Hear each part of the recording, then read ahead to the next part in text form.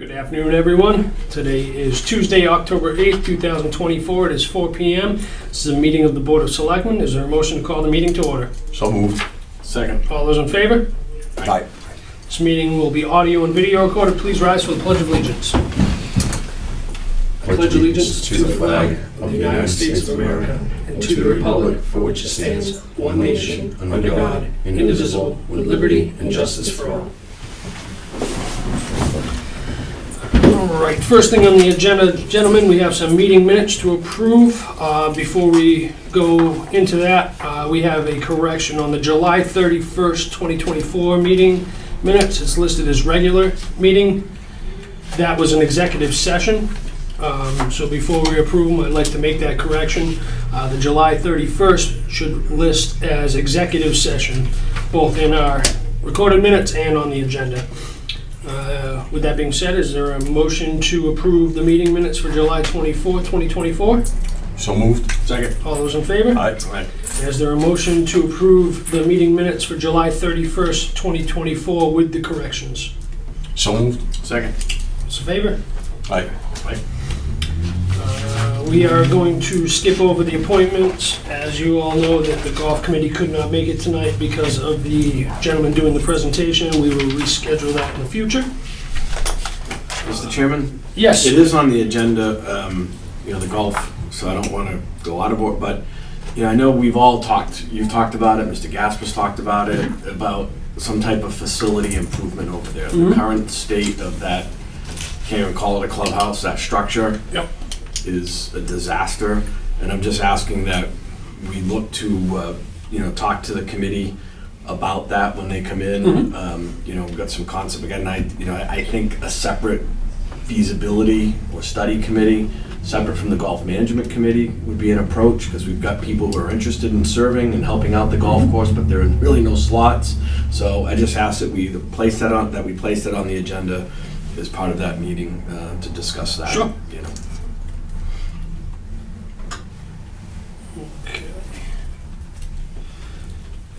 All right, new business, number one.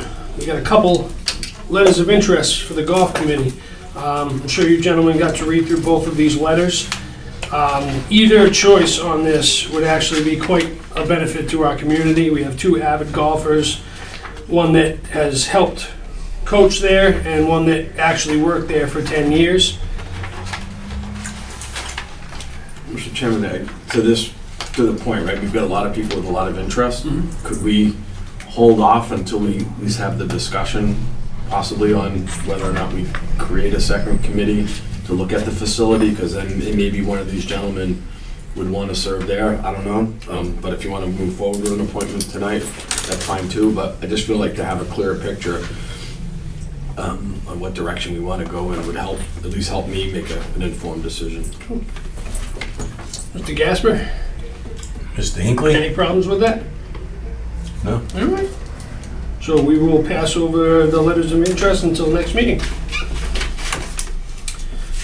New business number two. Gentlemen, our paramedic, career firefighter Wendy Ashworth has decided to retire after 15 years with the town. Wendy was always a staple at pretty much everything. Even when it was the bad stuff, she was always one of the first ones there. I wish Wendy nothing but the best and congratulate her on her retirement. Mr. Chairman? Mr. Gasper. I would second what you said, and Wendy, it's regrettable that you are retiring, but congratulations on your retirement, and so everybody knows in the community, she's always been an asset to this community and to our fire and EMS department. I've gotten to know Wendy on a personal level. She's full of excitement when she's even on the job, as hard as that job can be. She always brings a good attitude to the scene. And she's an incredible employee, and she'll be sadly missed. Agreed. Yeah, I echo those comments. All right, next up on the agenda, enterprise funds template. Mr. Kelly, this one's all you. The first one I'd like to take up is the template for the budget for the Golf Enterprise Fund. I'm scheduled a meeting with the director of golf and the superintendent of golf. The superintendent was able to meet with me, the director did not. So there's still some questions as far as the clubhouse expense budget. But Mr. Tibbles and I went over the maintenance budget, not as far as the numbers, but just as far as setting it up so we could actually see clubhouse expenses versus maintenance expenses, both for personnel and for the various other expenses. You will also see that I set up a separate section for indirect costs. And I've started to work with the treasurer collector's office, the town accountant, and IT to update those, as well as health insurance. I'm also meeting with the general insurance broker. We're going over all the vehicles to make sure that the vehicle inventory is up to date and the insurance is up to date on that. And then you see the debt service. Just a couple typos, just one typo in the last page, the second page, it says sewer enterprise fund. I'm sure you did like a copy and paste just to clean that up. Well, that's the sewer. Oh, okay, I'm sorry, I was looking at superintendent. Oh, okay, my fault. That was And I started to do, excuse me, just put a template together for sewer that also allows the indirect costs. And as we started to look into it, for example, there's sewer billing and sewer and postage. Turns out that we use the same company for billing for sewer and water as we do for taxes.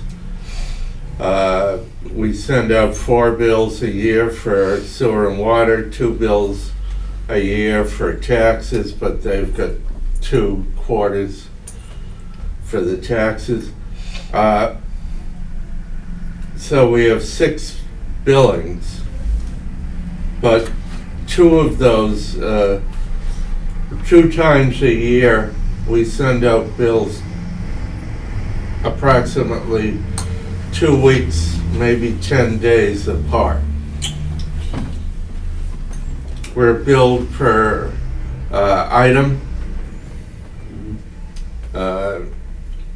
It's the same company. There is the contract goes back to 2014.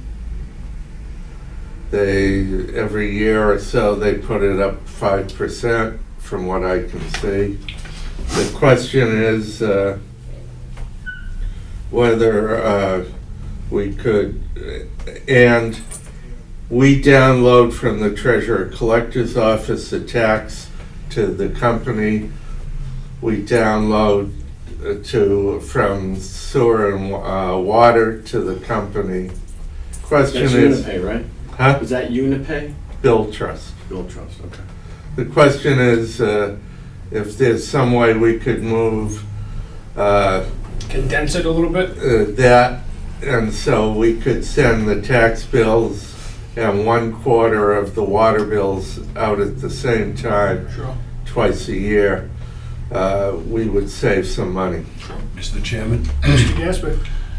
I think years ago, I don't remember exactly what year we did it, but we did it so that we weren't overburdening the taxpayer and the residents of Acushnet to put everybody on the same cycle. So we jogged that out, I don't know if it was 2 weeks or a full month, so that people aren't getting slammed with a tax bill plus a water sewer bill.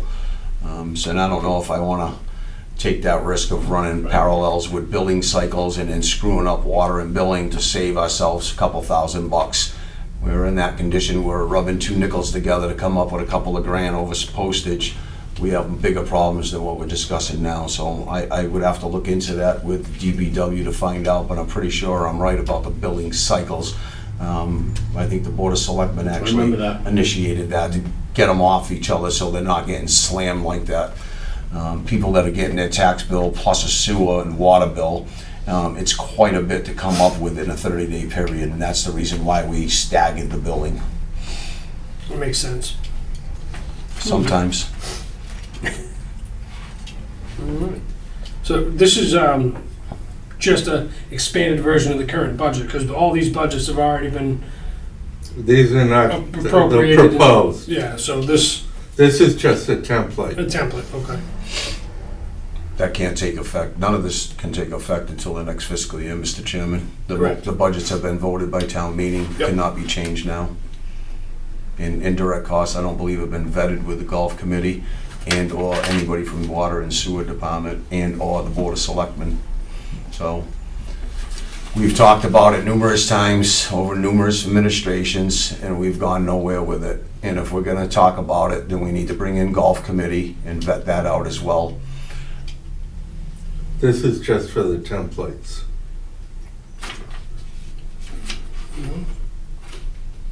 All right.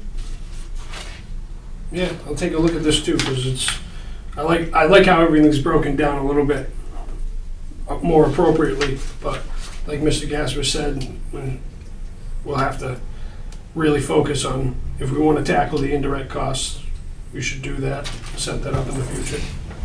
Cool. All right, anything else? You've done some indirect costs already with golf, Correct. and there's been some indirect costs over the years in golf.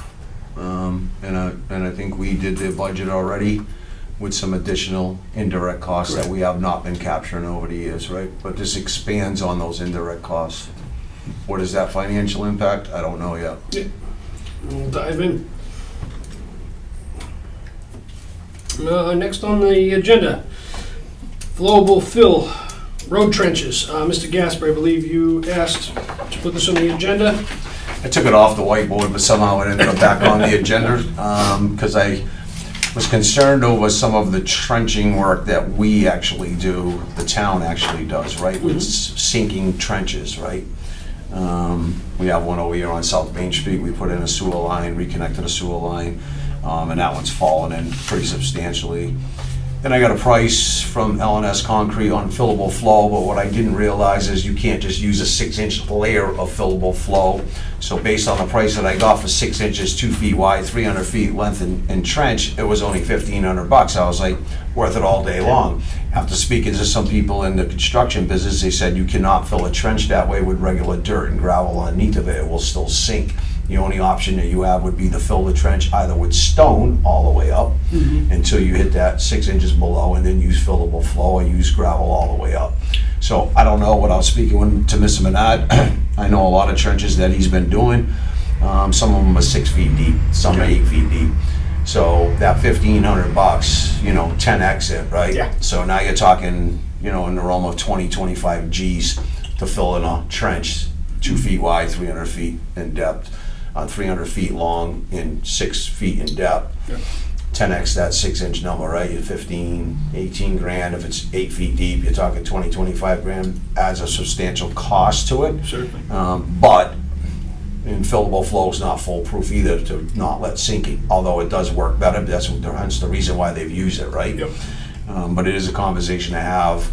Depending, I guess, on where we're trenching, it might be wise to have that dialogue with Mr. Menard, our DPW director, but, it's entirely up to the board. That's just something I kind of did my own little background research on to figure it out, right? Because that trench on South Main Street bugs me. Yeah. And I've watched all the gas mains from Eversource and how much those collapse as well, right? They can't use fillable flow on gas mains because they can't detect gas leaks through fillable flow, right? So that's that. That's my my basic explanation on flowable fill, fillable flow, whatever they want to call it. I'd be open to, on some of the smaller ones or repairs, when we don't have, a scheduled road opening for a while. If they're very small, I'd be interested into seeing if the cost is relatively close, like the one on So, Hathaway. that's the one I was just gonna say, Yeah. right? So you live down that way, and I remember being on that water main break, and I'll call it a 6x6 square, right? That they plunged down and did a water main break. I think, and I understand the time of day and everything else, you might not be able to get it, but you can plate the road until the next day and then come back and fill it the right way, right? So it's just a conversation I think we need to have with the DPW director and say, in these kind of circumstances, especially Hathaway, it's just had its 5th birthday, right, where you can't touch a road and open up a road, although that was a water main break and we are the town, so we were forced to get in there and cut that road open. It was after the 5-year anniversary of the bylaw, so we had to do what we had to do, right? I think in a circumstance like that, where you had a brand-new road, it would have probably been in the town's best interest to fill the trench with fillable flow. Yep. Right? Yep. So we don't have that collapsing problem like we have. The last time I checked, that patch is pretty collapsed. Yeah. Right? So it gets dangerous for our residents, and that's my concern. Can we, I'm just kind of, thanks to you, Mr. Gasper, for educating us on this, but, if we can get with Dan for all these projects and just come up with a minimum standard, so it shouldn't even be like, should we or should we not, right? Like, this is what you gotta do to make sure it's done properly the first time, complete it, so we don't have to come back to it, right? We should just have minimum standards and, budget for it appropriately, because there's nothing more frustrating than trying to do something half measure and then you gotta come back and fix it. Just do it right once the first time and be done with it best we can. So, but you're right, Selectman Warren. I mean, we have Chapter 90 funds, we have DPW, and the DPW's budget, I think we carry 200 grand for road materials, right? And I understand that the more we spend fixing this patch over here, we'll have less to do in future projects, but you have to weigh that, right? Is what's the best scenario for the townspeople, right? Do you spend the extra 25 grand getting it done and done right? There's multiple options, and I just think that we need to do a better job when we're working within our own scope of services, right? We need to have that, like you said, a basic standard, right? Yep. And figure out what that's gonna be, whether it's fill it all the way up with stone or fill it with fillable flow. Either or half and half, I don't know. We get into more conversations with more construction people. Like, I'm fortunate to have a lot of friends that are in the construction business, and I can hit them up whenever they want, and they talk to me and they say, you can't do like the 6-inch thing, right? I thought it was just, the top coat, put that in there and be strong enough, but I guess it's not concrete, it's a concrete mix, but it's watered down concrete mix, so you can easily be excavatable, right? You can break through it pretty simple, but yet it holds up from dropping down. So, I'm not a rocket science on fillable flow, flowable fill, whatever words they want to use, but the more and more I talk to people, the more and more I get educated, and sometimes it's interesting and sometimes it's boring, but sometimes that's what it takes to get a job done. That's what I do. Yep. Thank you. So that's that. Selectmen's announcements. No, other than, Mr. Chairman, Yes. look, there's a lot of snowbirds from the area who are down in Florida, who have properties down there. Just wish them safety, whether they're down there now or not. It's still, I'm sure, very unsettling, and we're thinking about you. Agreed. Hey Jude, so I have one question for the town administrators, where we have the police chief assessment center, because that's kind of been off the radar for a little while. We need to get active on that again, so I'll throw that out. And then I also want to just apologize for the miscommunications between our vendors, our DPW staff. There's been an ongoing discussion with vendors for paving, milling, structure resetting on Nye Lane, Randall Kendrick, and all you folks that had your road reclaimed on Helen, Joseph, and Earl. I apologize for the delay and it not being paved. I don't know why I'm apologizing, but I feel I have to apologize to you folks, because now I'm being told normally we would have that done in a week to 10 days. And I'm being told that the paving company that won the bid is not PJ Keating, it's Pawtucket Asphalt, and I'm being told that they cannot get here until the 3rd week of October.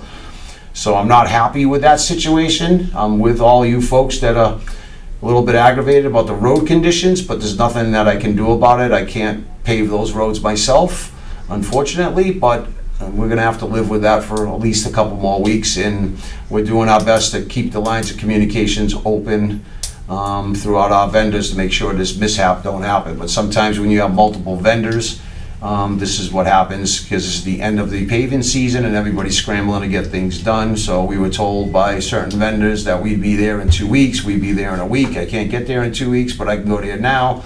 And it just got a little messy, so for that, I apologize to all our residents that are being inconvenienced by our roadways. Mr. Gasper, so did they have to, in the contract that was awarded, was there a time that they were supposed to complete it in? So I think one of them, Mr. Kelly, he did the bid opening, I didn't do that, but I know that there was a comment about the one that won the bid for paving said within 30 days. I don't even know if they've gotten the contract back to us.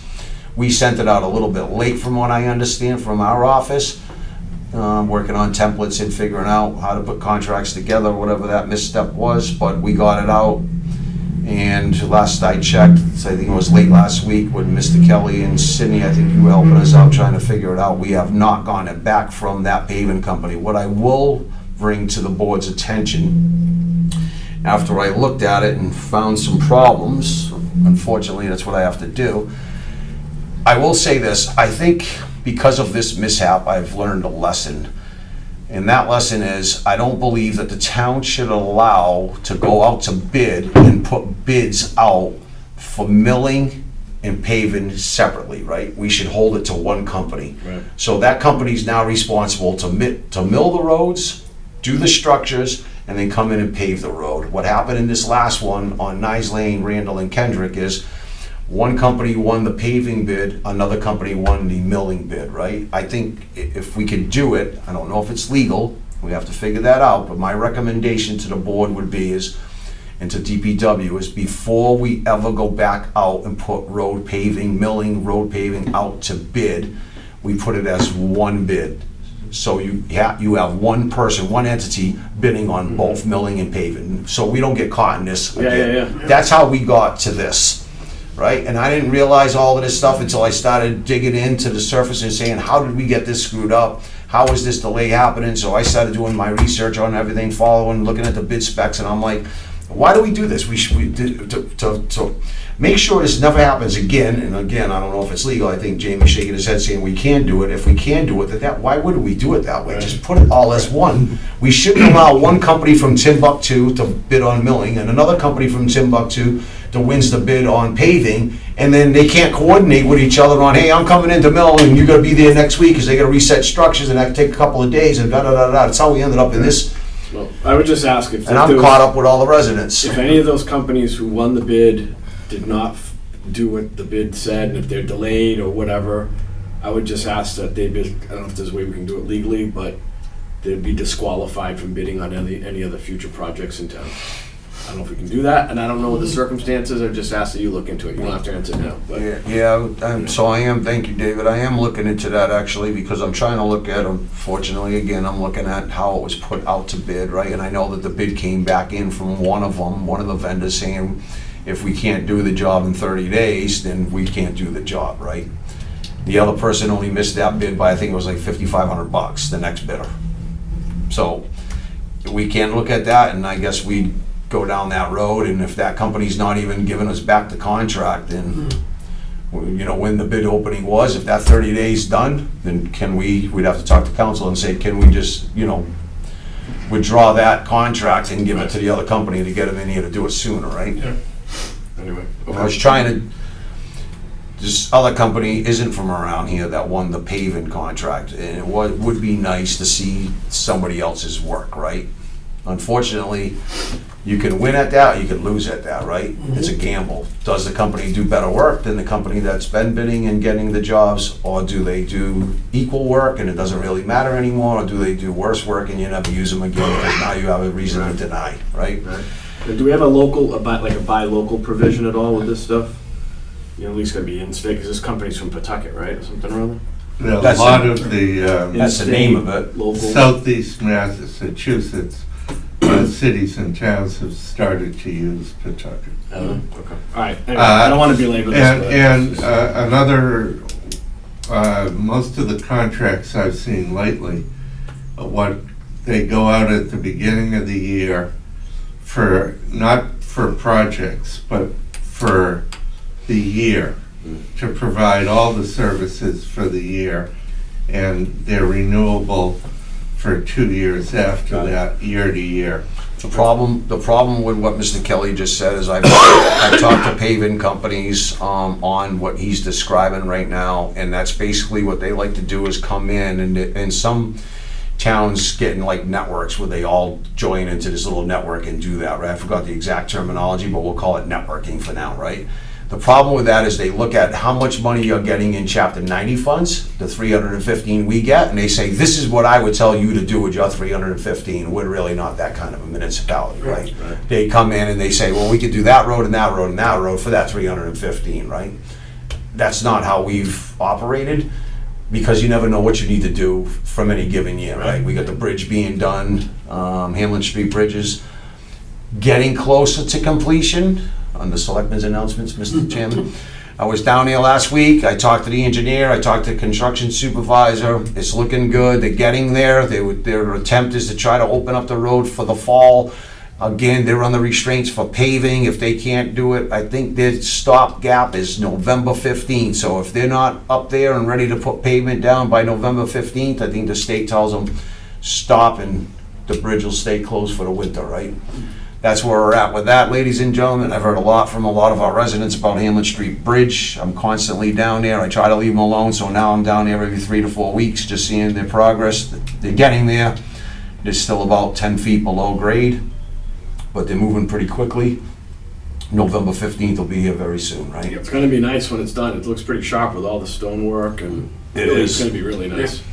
It is. So, again, that's the problem with that plan that Mr. Kelly just laid out about how all the towns are doing it. And, you know, you can give them an idea, say, oh, this road, this road, and this road, but you commit to that and then you get something else that happens, you're kind of screwed. So we kind of leave that wide open every year for discussion, right? Most of the paving that we've been doing in the town in the last 6 months, really, because Eversource is so delayed, that's coming from, most of that money is coming from Eversource. So we're doing the best we can with the resources that we have as far as this board goes. It's just waiting for money from Eversource to get here so we can go out to bid. So we're getting the job done. It's just taking a little bit. And again, I apologize to everybody in those streets that I've named. We're working on it. Thanks for looking into it, Mr. Gasper. Police assessment center is important, though. Agreed. We, there's a document, I don't know if everybody picked it up, that they issued October 2nd, which is the new E&E requirements.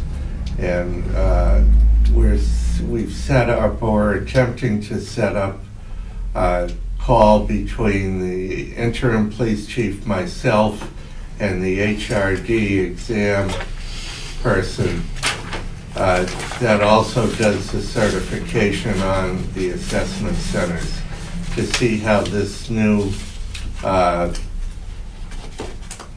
rulings would impact on that. Right, so what triggered me, not only have I been hearing from our police officers, but on page 505 of our minutes that we just approved, says Chairman Hinckley instructed Mr. Kelly to contact town council and obtain a delegation letter. He also instructed Chief Richmond to keep communication lines open with Mr. Kelly to expedite the process. So that's why I'm bringing it up. Town council needs to be involved with the delegation letter and what we can and can't do, and provide the board with some clarity on how we can score things and things of the like before we just get dictated to by civil service. That's what I think the board was looking to do. So I would keep that in mind with the provisional chief, Mr. Tommy Carew, which is doing a fabulous job for us. I know Mr. Richmond retired, but Mr. Carew's on top of his game over there, and he's doing a hell of a job for the police department. So thanks to Tommy Carew for stepping up. Jumped right in. Appreciate it. All right, anything else, gentlemen? We have some executive sessions. Executive session under Mass General Law, Chapter 30A, subsection 21A3, to discuss strategy with respect to collective bargaining or litigation, Finance Department, Golf Department, United Steelworkers, or AFSCME, if an open meeting may have a detrimental effect on the bargaining or litigating position of the public body, and the chair so declares, and the board will not return to public session at the conclusion of the executive session. And an executive session under Mass General Law, Chapter 30A, subsection 21A1, to discuss the reputation, character, physical condition, or mental health, rather than professional competence of an individual, or discuss the discipline or dismissal of, or complaints or charges against the public officer, employee, staff member, or individual personnel, DPW, if the chair declares that an open meeting will have a detrimental effect on the governing body, and the board will not return to public session at the conclusion of the executive session. Is there a motion to go into executive session? So moved. Second. All those in favor, Mr. Owen, roll call. Yes. Mr. Gasper? Yes. I'm a yes for an executive session.